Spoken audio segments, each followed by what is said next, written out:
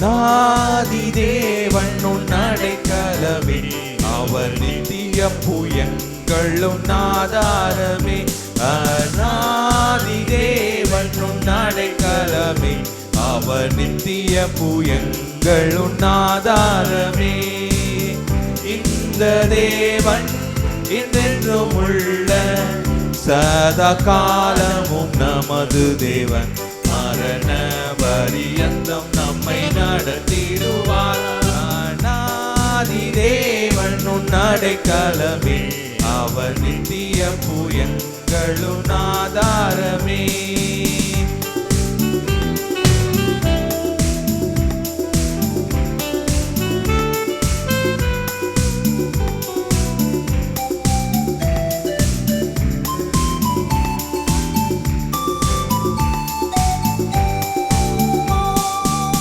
காருண்யத்தாலே இழுத்து கொண்டார் தூய தேவ அன்பே,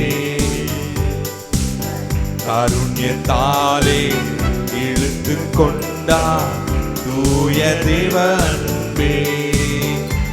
இவனாந்திரத்தில் நயம் காட்டி உன்னை இனிதாய் வருந்தி அழைப்பார். இவனாந்திரத்தில் நயம் காட்டி உன்னை இனிதாய் வருந்தி அழைப்பார்.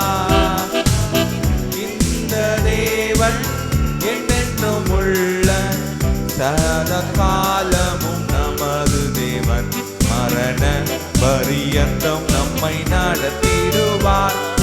நாதி தேவன் உன் அடைக்கலமே, அவர் நித்திய புயங்களும் ஆதாரமே. கானக பாதை காரிருளில் தூய தேவ ஒளியே, கானக பாதை காரிருளில் தூய தேவ ஒளியே. அழுகை நிறைந்த பள்ளத்தாக்குகளை அரும் நீரூற்றாய் மாற்றினாரே, அழுகை நிறைந்த பள்ளத்தாக்குகளை அரும் நீரூற்றாய் மாற்றினாரே.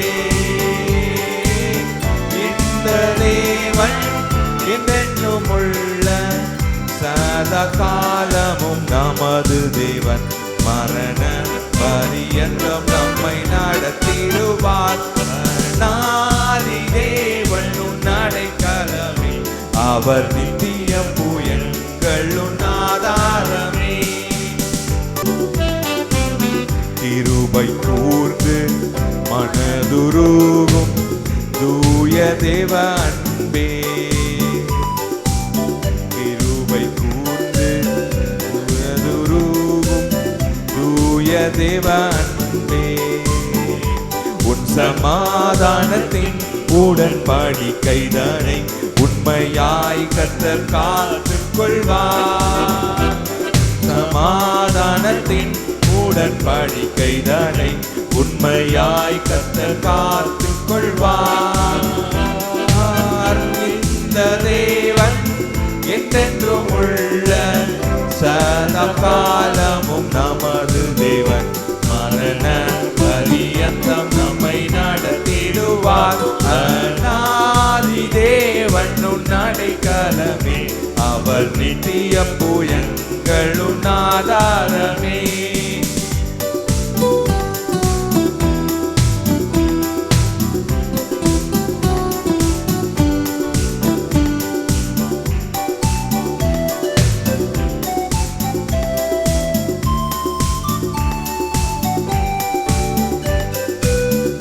புவி யாத்திரை கடந்திடுவாய் தூய தேவதயவா, இப்புவி யாத்திரை கடந்திடுவாய் தூய தேவதயவா. கருமாநகத்தில் கர்த்தர் மார்பினிலே கிடைக்கும் இளைப்பாறுதலே, கருக்கானகத்தில் கர்த்தர் மார்பினிலே கிடைக்கும் இளைப்பாறுதலே. இந்த தேவன் என்றென்றும் உள்ள சதா காலமும் நமது தேவன் மரண பரியந்தம் நம்மை நடத்திடுவார். அநாதி தேவன் அடைக்கலமே, அவர் நித்திய புயங்களும் ஆதாரமே.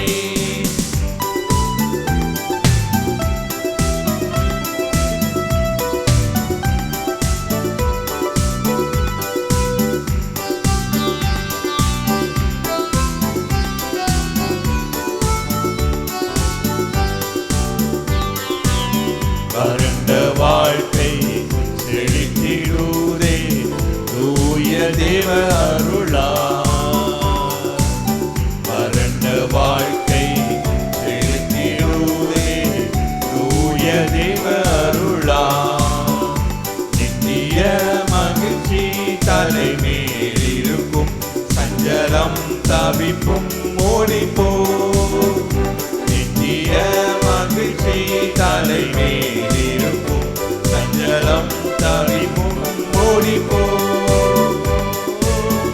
இந்த தேவன் என்றென்றும் உள்ள சதா காலமும் நமது தேவன் மரண பரியந்தம் நம்மை நடத்திடுவார். அநாதி தேவன் அடைக்கலமே, அவர் நித்திய புயங்களும் ஆதாரமே. அநாதி தேவன் அடைக்கலமே, அவர் நித்திய புயங்களும் ஆதாரமே. அல்லேலூயா. அல்லேலூயா. 7 விதமான உடன்படிக்கையை இந்த வேத புத்தகத்தில் பார்க்குறோம். வேத புத்தகமே என்னதுதான்? நம்மோடு தேவன் செய்த உடன்படிக்கை. நம்மோடு தேவன் செய்த உடன்படிக்கை தான் இந்த வேத புத்தகம். இது உடன்படிக்கையின் புத்தகம் என்று சொன்னால் மிகையாகாது. இது வேத புத்தகம் என்ன? ஆண்டவர் நம்மோடு செய்த உடன்படிக்கை. முதலாவதாக நம்ம பார்க்குறோம், ஆதாமோடு ஆண்டவர் உருவாக்கின அந்த மனுஷனோடு கூட ஒரு உடன்படிக்கை செய்கிறார். உனக்கும் உன் வித்துக்கும் அவனுடைய வித்துக்கும் ஒரு பகை, உனக்கும் அவளுடைய வித்துக்கும் ஒரு பகையை உண்டு பண்ணுவேன் என்று சொன்னார். அவர் உன்னுடைய தலையை நசுக்குவார், நீ என்ன செய்வார்? அவருடைய குதிங்காலை நசுக்குவார் என்று சொல்லி ஆண்டவர் சொன்னார். இதுதான் ஆதாமோடு செய்த உடன்படிக்கை. நீ நல்ல சாத்தான நீ என்ன செய்ய போகிற? மிதிக்க போகிறதுக்காக ஒருவரை நான் கொண்டு வரப்போகிறேன். அவர் மிதித்து போடுவார். நீ இழந்து போன மகிமையை நான் உனக்கு தரப்போகிறேன். அப்படின்னா தான் நம்ம ஆண்டவரோடு கூட உடன்படிக்கை செய்ய முடியும்.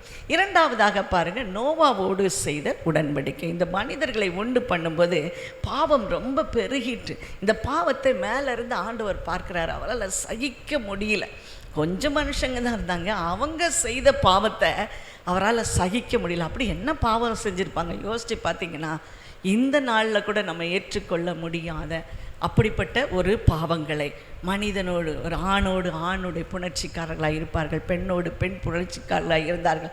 இதையெல்லாம் பார்த்து ஆண்டவருக்கு மிகுந்த வருத்தம் உண்டாயிற்று. அவர் சொன்னார், இவர்களை எல்லாவற்றையும் நான் ஜல பிரளயத்தினாலே அழித்து போடுவேன் என்று சொன்னார். ஆனால் நோவாவுக்கோ தேவனுடைய கண்களிலே தயவு கிடைத்தது. அவன் நீதிமானாக இருந்தாங்க, இருக்கிற ஜனங்களுக்குள்ள நீதிமானாக இருந்தான். இந்த வார்த்தையை நான் கேட்கும்போது, நான் வாசிக்கும் பொழுதெல்லாம் நினைப்பேன், எப்படி தெரியுமா? ஆண்டவர் நம்முடைய நம்ம இந்த காலகட்டத்தில் நாம் நீதிமானாய் இருக்கமா, அதை தான் பார்ப்பாரு பாருங்க.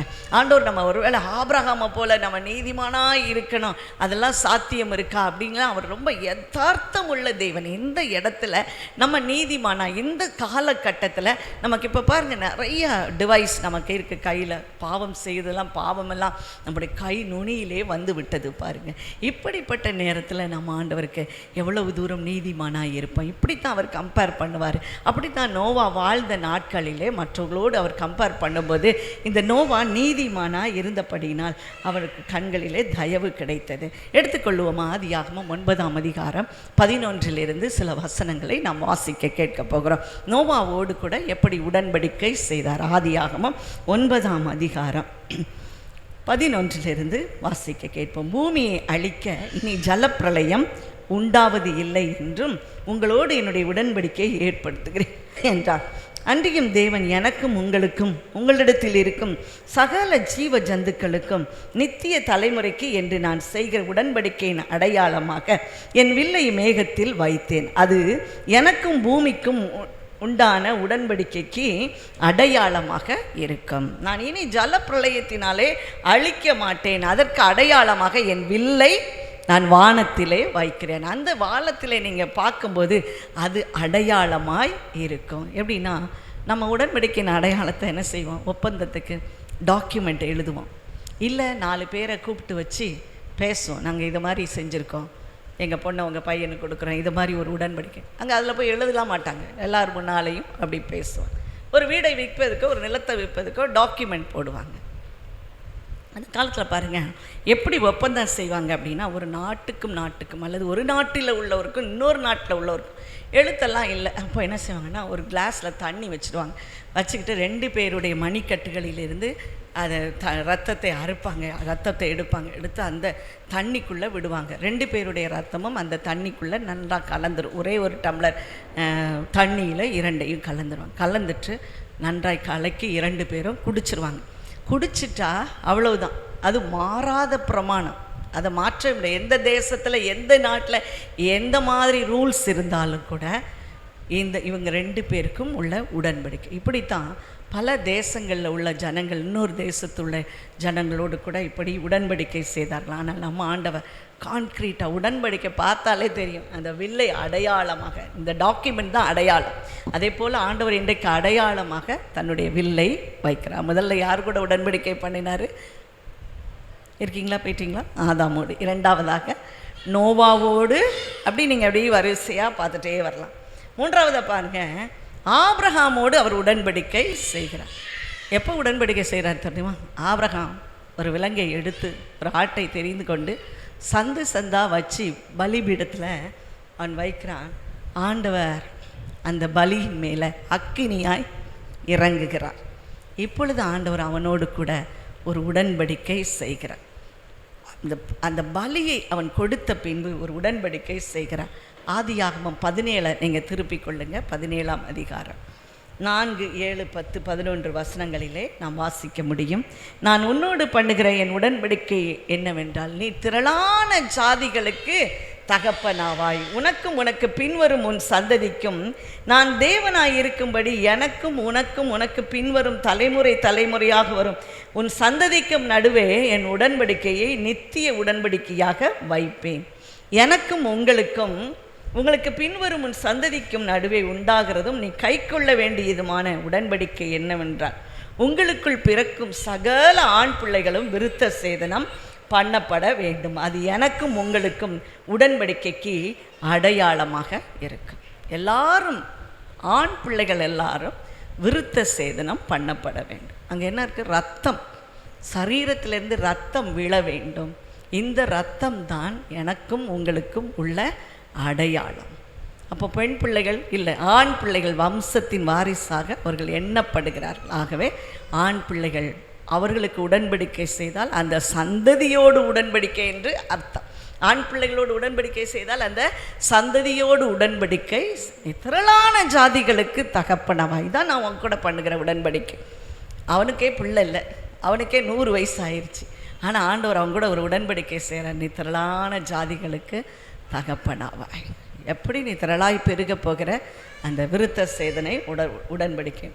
ஆதாமோடு உடன்படிக்கை, நோவாவோடு உடன்படிக்கை, ஆபிரகாமோடு உடன்படிக்கை. 4வதான உடன்படிக்கையை பாருங்க, மோசேயோடு கூட அவர் உடன்படிக்கை 6 லட்சம் பேரை அவன் கையில் கொடுத்து வழி நடத்த சொல்லும் பொழுது பாருங்க, யாத்ராகமம் 34ஆம் அதிகாரம் 10ஆம் வசனம். யாத்ராகமம் 34:10. இதோ நான் ஒரு உடன்படிக்கை பண்ணுகிறேன், பூமி எங்கும் எந்த ஜாதிகளிடத்திலும் செய்யப்படாத அதிசயங்களை உன் ஜனங்கள் எல்லாருக்கும் முன்பாக செய்வேன். அவர்களோட கூட இருக்கிற ஜனங்கள் எல்லாரும் கர்த்தருடைய செய்கைகளை காண்பார்கள். நான் உன் கூட ஒரு பெரிய காரியத்தை இருந்து செய்ய போகிறேன், எல்லா ஜனங்களும் அதை காண்பார்கள். லேவியராகமம் 29:6 சொல்லுகிறது. லேவியராகமம் 29:6. நான் உங்கள் மேல் கண்ணோக்கமாயிருந்து உங்களை பலுகவும் பெருகவும் பண்ணி உங்களுக்கு என் உடன்படிக்கையை திடப்படுத்து. உங்களை ரொம்ப பெருசாக நான் பெருக பண்ணுவேன். ஆனால் ஆதாமும் ஏவாளையும் ஏற்படுத்தி நீங்கள் பலுகி பெருகி பூமியை நிரப்புங்கள் என்று சொன்னார். ஒவ்வொரு காலகட்டத்திலும் ஒருவரோடு அவர் உடன்படிக்கை. 5வது உடன்படிக்கை யாருன்னா தாவீதோடு அவர் ஒரு உடன்படிக்கை செய்தார். கறவலாடுகளின் பிறகே சென்ற அவனை அவர் எடுத்து ராஜாவாய் மாற்றினார். அந்த தாவீதோடு அவர் ஒரு உடன்படிக்கை செய்தார். பாருங்க, 2 சாமுவேல் 23ஆம் அதிகாரம் 5ஆம் வசனம். நான் நிச்சயமாகவே உன்னோடு கூட ஒரு நித்திய உடன்படிக்கையை செய்திருக்கிறேன். இன்னும் ரொம்ப சிம்பிளாக பார்க்கணுன்னா சங்கீதம் 89:28 ஒரு கிருபையின் உடன்படிக்கையை அவனோடு கூட செய்கிறார். ஒரு கிருபையின் உடன்படிக்கை. என் கிருபையை என்றென்றைக்கும் அவனுக்காக காப்பேன், என் உடன்படிக்கை அவனுக்கு உறுதிப்படும்.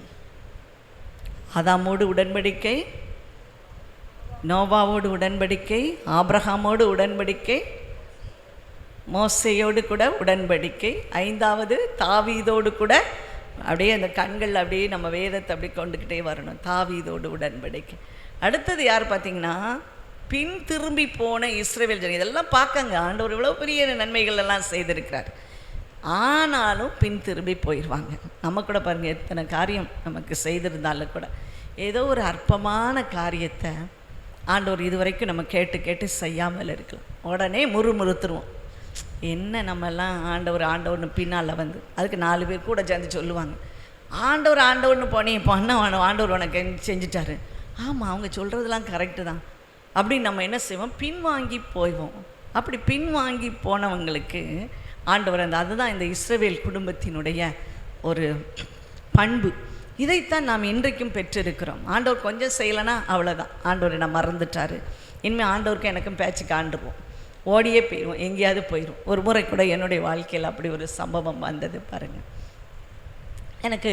நான் நல்ல வேலை பார்த்து கொண்டே இருந்தேன். கடைசியில் ஒரு கல்லூரியிலே நான் வேலை செய்ய வேண்டிய ஒரு அவசியம் ஏற்பட்டது. அங்கே பார்க்கும்போது எனக்கு தெரிஞ்சிச்சு, இது ஒரு பெரிய வலைக்குள்ளே நான் மாட்டப் போகிறேன். ஆகவே என்ன செய்யலாம், இந்த வேலையை விட்டு விட வேண்டும் என்று சொல்லி நான் வேலையை விட்டுட்டேன்.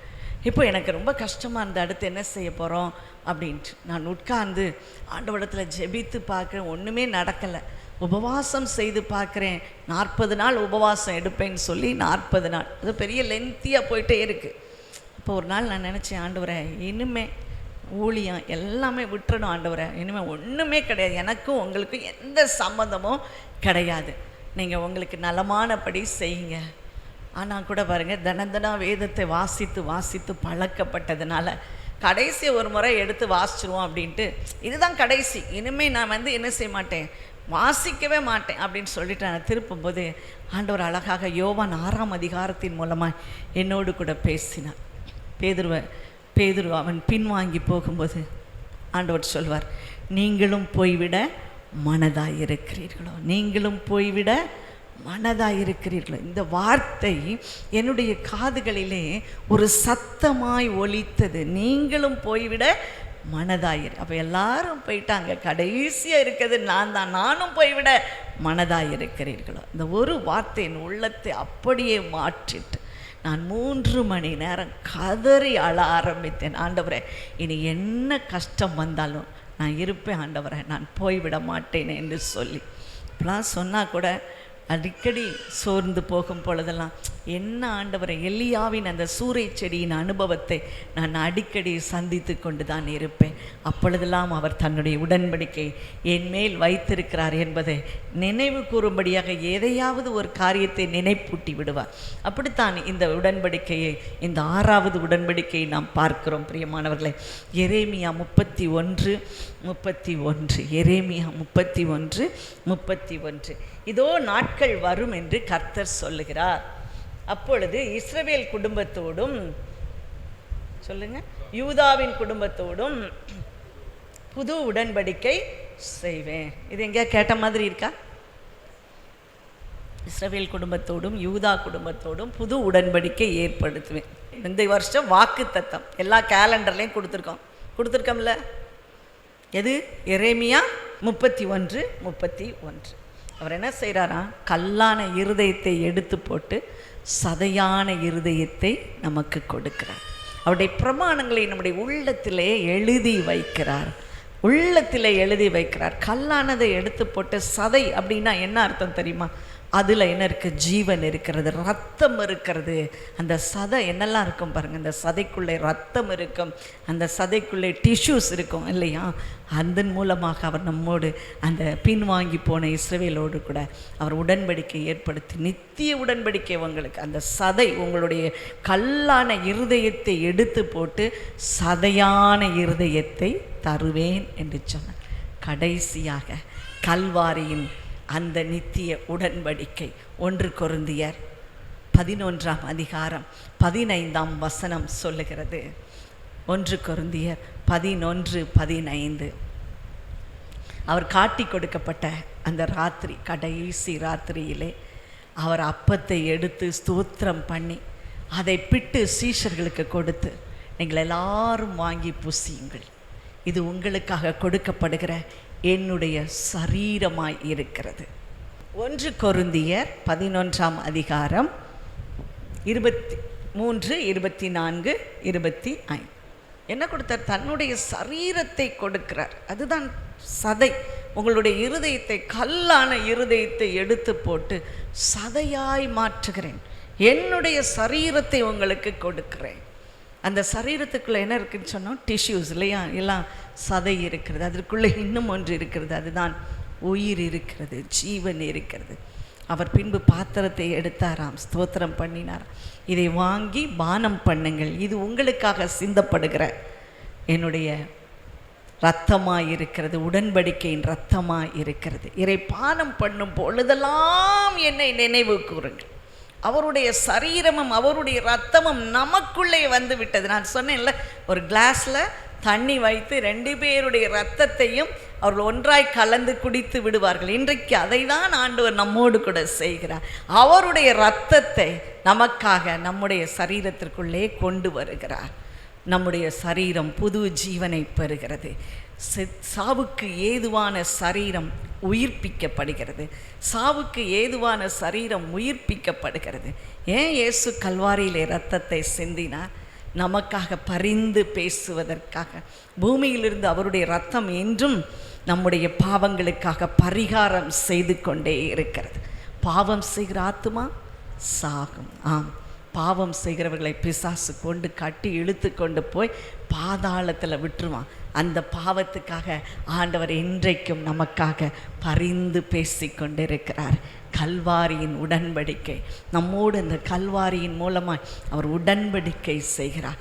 அந்த உடன்படிக்கை நித்திய உடன்படிக்கை. இதை செய்யும் பொழுதெல்லாம் என்னை நினைவு கூறுங்கள். எப்படி ஒரு வில்லை வைத்து இதுதான் உங்களுக்கு அடையாளம் என்று சொன்னாரோ, அதே போல் இதுதான் உங்களுக்கு அடையாளம், என்னுடைய சரீரத்தையும் என்னுடைய இரத்தமாக அதை பாவித்து விடுங்கள், அதை நீங்கள் பருகும்போது என்னுடைய இரத்தம் உங்களுக்குள்ளே வரும் என்று சொன்னார்.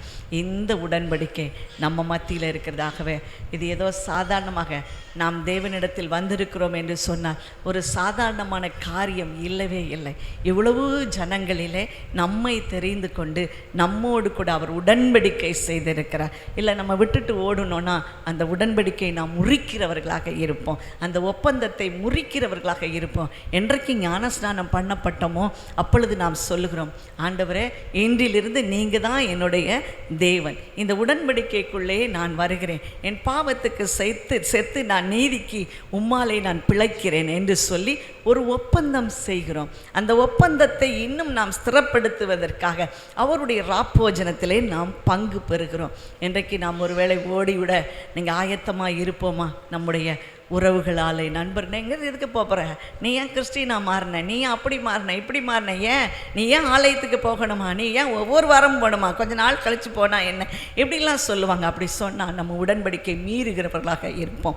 உடன்படிக்கை நியாயப்பிரமாணத்தை மீறுவதே பாவம் என்று எழுதப்பட்டிருக்கிறது. ஆகவே இந்த உடன்படிக்கை ஒவ்வொரு வாரமும் நினைவு கூற வேண்டும் என்று சொல்லித்தான் அவர் சொல்லுகிறார், ஓய்வு நாளை நீங்கள் பரிசுத்தமாய் ஆசரிக்க நினைப்பாயாக. மீண்டும் மீண்டும் நம்ம தேவாலயத்துக்கு வந்து அந்த ஓய்வு நாளிலே அவருடைய உடன்படிக்கையை நினைத்து கொண்டே இருக்க வேண்டும். எங்கே வரைக்கும்? அந்த நாளிலே அங்கே போய் நமக்காக உண்டு பண்ணி வைத்திருக்கிற அந்த விருந்தை நாம் அருந்தும் வரைக்கும் நாம் அந்த உடன்படிக்கைக்கு கீழ்ப்பட்டு இருக்கிறோம். இப்போ நீங்களும் நானும் யாரும் ஆண்டவரோடு உடன்படிக்கையின் கீழ்ப்பட்டவர்கள். ஹல்லேலூயா.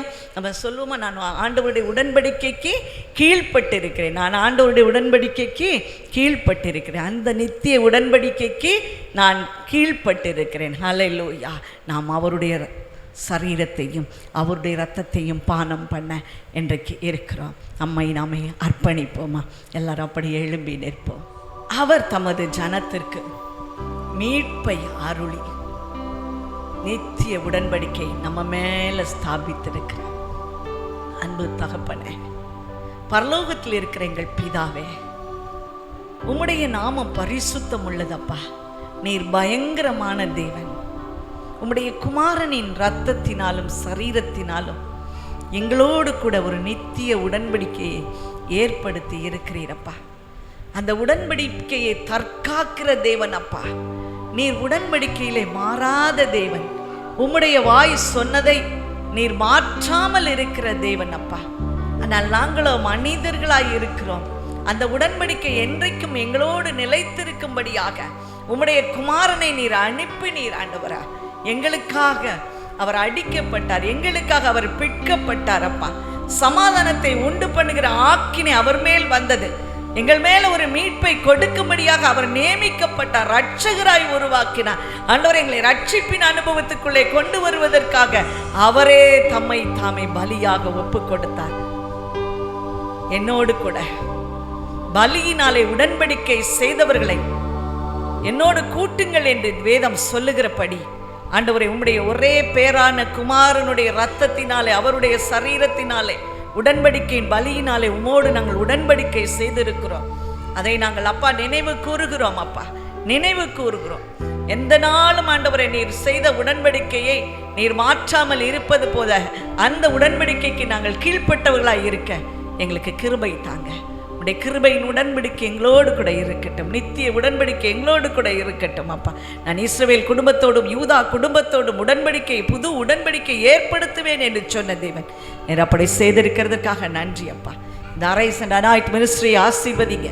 இந்த மினிஸ்ட்ரியின் மூலமாய் சந்திக்கப்பட்டவர்களுக்காக நன்றி செலுத்துகிறோம் ஆண்டவரே. இதன் மூலமாய் ரட்சிக்கப்பட்டவர்களுக்காக, ஞானஸ்தானம் பண்ணப்பட்டவர்களுக்காக, எங்களோடு ஐக்கிய பந்தியிலே சேருவர்களுக்காக ஜெபிக்கிறோம். கொடுக்கிறவர்களுக்காக ஜெபிக்கிறோம். உழைக்கிறவர்களுக்காக ஜெபிக்கிறோம். 10ல் 1 பங்கை கொடுக்கிறவர்களுக்காக ஜெபிக்கிறோம். வெளியூர்ல இருக்கிறவர்களுக்காக ஜெபிக்கிறோம். வெளிநாடுகளில் இருப்பவர்களுக்காக ஜெபிக்கிறோம். வேத புத்தகத்தை வாங்கி இருக்கிறவர்களுக்காக ஜெபிக்கிறோம். கொடுக்கிறவர்களுக்காக ஜெபிக்கிறோம். டிவியின் மூலமாய், யூடியூப் மூலமாய் பார்க்கிற உங்களுடைய ஜனங்களுக்காக ஜெபிக்கிறோம் சாமி.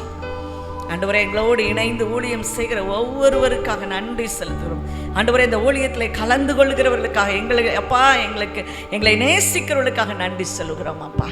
எங்களோடு இணைந்து செயல்பட்ட ஊழியக்காரர்களுக்காக நன்றி செலுத்துகிறோம். ஒவ்வொருவரையும் நினைவு கூறுவீராக. அவர்கள் நிமித்தம் அவருடைய குடும்பத்தாருடைய ஆவி, ஆத்மா, சரீரம், உடைமைகளை உடைய பரிசுத்த இரத்தத்தினாலே கழுவி பரிசுத்தப்படுத்தி நீதிமானாய் மாற்றுவீராக.